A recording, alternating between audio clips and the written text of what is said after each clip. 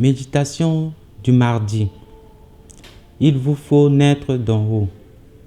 Frères et sœurs, voilà l'enjeu de vie qui nous est adressé à tous, aux plus âgés comme tous ceux qui le sont moins. Une nécessité pour retrouver ce qui nous donne de recevoir la vie qui se donne.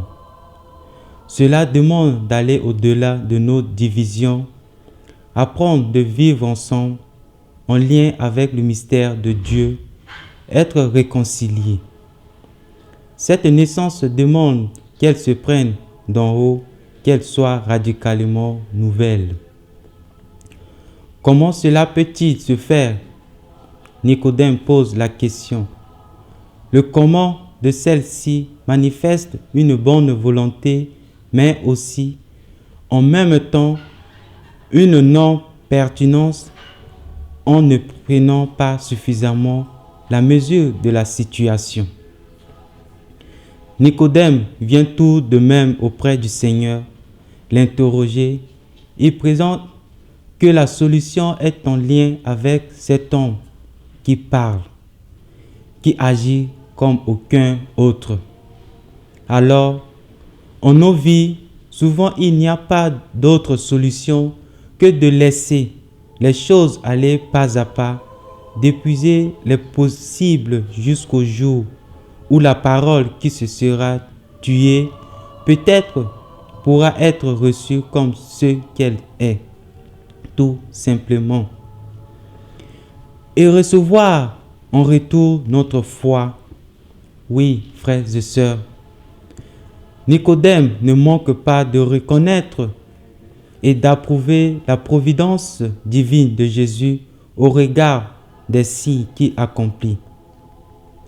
Cependant, le malentendu naît du fait que Nicodème comprend la nouvelle naissance du sens purement biologique du terme. Ainsi faut-il que le Fils de l'homme soit élevé. Jésus est lui aussi, dès ce moment, arrive au terme du déploiement de sa mission et trouve dans l'Écriture le chemin, le terme, le sens de son existence et même la forme qu'elle se doit de prendre pour que l'amour se manifeste et soit reçu, dit-il, en mourir. Oui, frères et sœurs, pour percevoir le mystère de la nouvelle naissance dont Jésus parlait à Nicodème, la science de l'écriture ou la foi ne suffit pas. Nicodème a besoin de contempler le Christ élevé en croix pour comprendre qu'il sera exalté dans la gloire, afin que tout homme qui croit obtient par lui la vie éternelle. Frères et sœurs, en ce temps pascal, nous pouvons et nous devons comprendre, en plus de simplement recevoir le salut, nous avons à devenir conscients et ainsi être rendus capables alors de vivre en usant de notre propre liberté réorientée, croire pleinement à sa parole authentifiée par son action.